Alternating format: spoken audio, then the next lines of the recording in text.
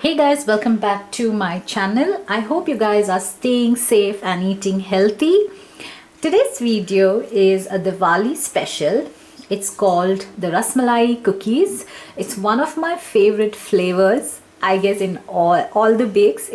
I love to bake Rasmalai cakes, and this time I thought of making Rasmalai cookies. This is best for sharing with your family on Diwali, or you can gift it to your friends in a lovely box like the one I have here. So this is something I got from Amazon with some silver plate. So what I did was I just arranged it with some cookies, and I'm going to just cover them with some ribbons, and I'm going to gift it to my friends on Diwali. I hope they enjoy it. We're not using any artificial essence in it. We're going to make our own rabdi, and then we're going to make the cookies with that. So these are the ingredients that we need for our Rasmalai cookies. Firstly, we need 150 grams of plain whole wheat flour, 3 tablespoons of milk powder I've used every day, and 1 cup of full fat milk. Then I need jaggery, 60 grams.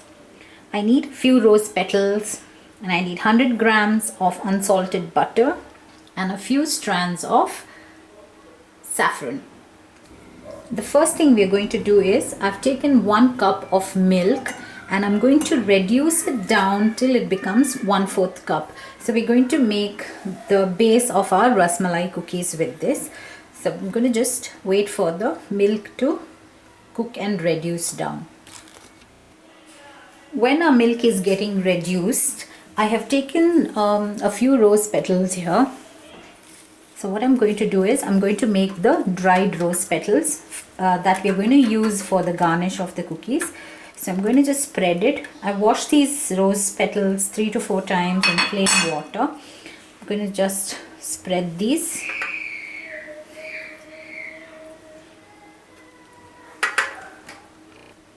Now I have arranged these rose petals in a baking tray.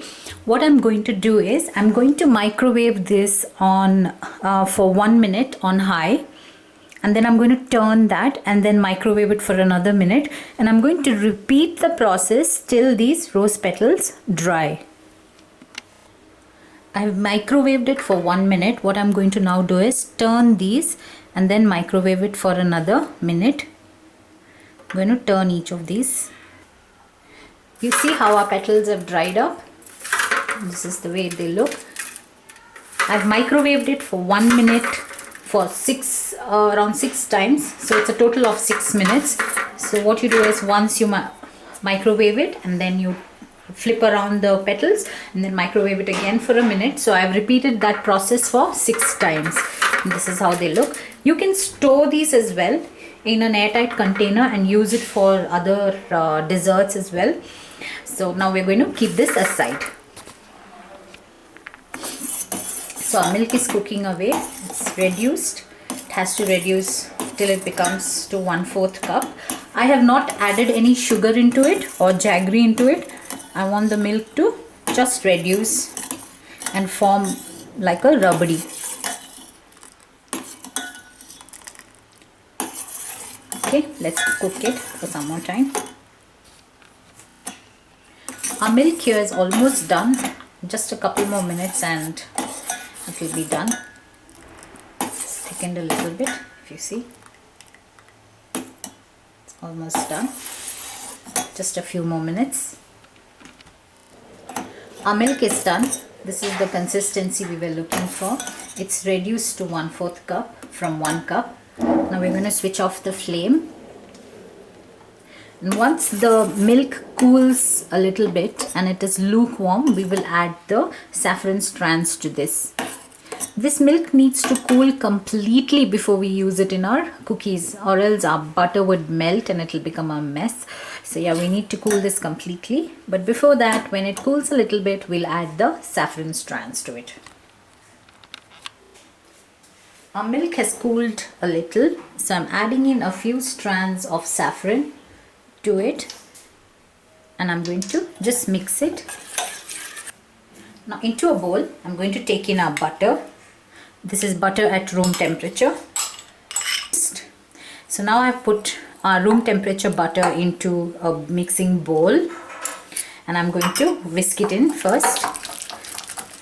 Once the butter is creamy, I'm going to add in our jaggery to it and mix it well. We need to cream this well. This step is very crucial because we are not adding any baking soda or powder to it. So we need to cream the butter and jaggery well together.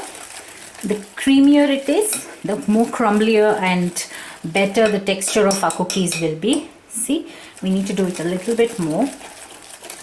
You can use a hand beater as well or a hand mixer. Now that is done. To this mixture, I'm going to add in our whole wheat and our milk powder, a tablespoon of our roses that we dried, and a few handful of dry fruits, just a teaspoon each for the extra crunch within the cookies. And we will mix this now. I'm going to use a spoon to mix this. Okay, once it's a little crumbly, what we do is we can mix it with our hand. I'm going to mix it with my hand. I'm going to mix it with my hand.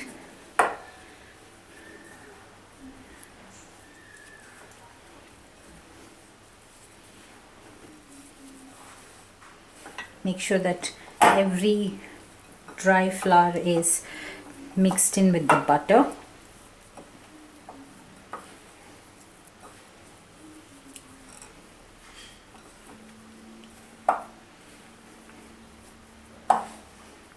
Now at this stage, we have our rasmalai mixture here. So I'm going to just add in a tablespoon at a time to bind this mixture. We don't need the whole milk that we've cooked. We need just enough to bind our mixture. We're not using any artificial essence here. We've made our own rasmalai essence.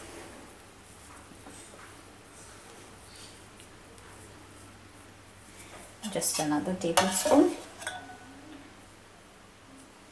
See the color? It's so delicious. That's it. Now just gather it into a dough.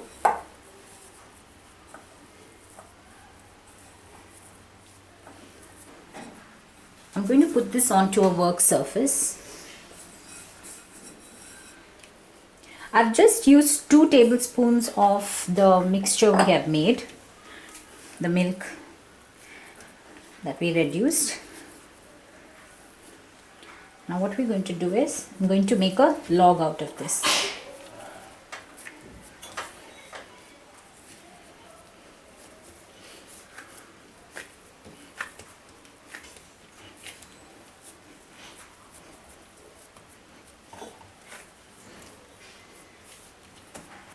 Now I'm going to slice the log. So I just gently cut it in between.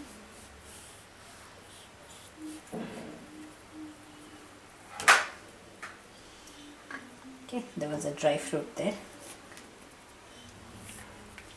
And then I'm going to just slice it into thin cookies.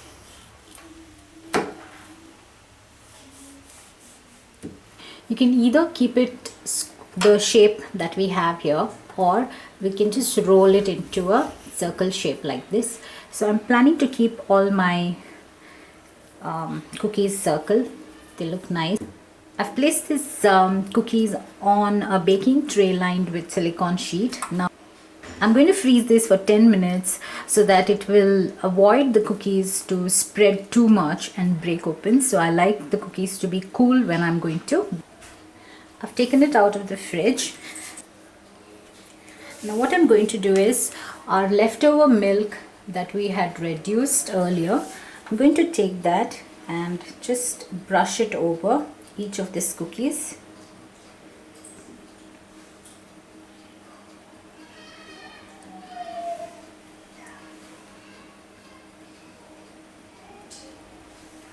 Now that I have brushed the cookies with our leftover milk, I've got some pistas and some almonds which I have chopped, and our rose petals. I'm going to just arrange these on top of our cookies.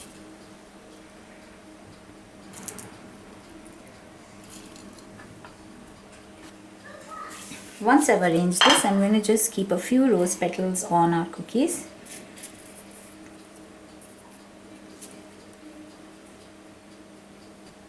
Just press it into the cookie so they don't fall off. Now that our cookies are topped with pista, almonds and our rose petals, it is time to bake them. The baking instructions for these are: you need to preheat the oven at 180 for 10 minutes and bake them at 180 for 15 minutes. If your cookies are a little thicker, then you can bake them for 2 minutes more. But if they are thinner, then just bake them for 12 minutes. But this is the size of my cookies, so I'm going to bake them for 15 minutes at 180 degrees. Our cookies are out of the oven. You see, they have cooked well. And you see this glaze that's formed around the cookie because of the rubbery that we glazed it with. So our cookies are now done. Now I'm going to put it on a wire rack and then let it cool.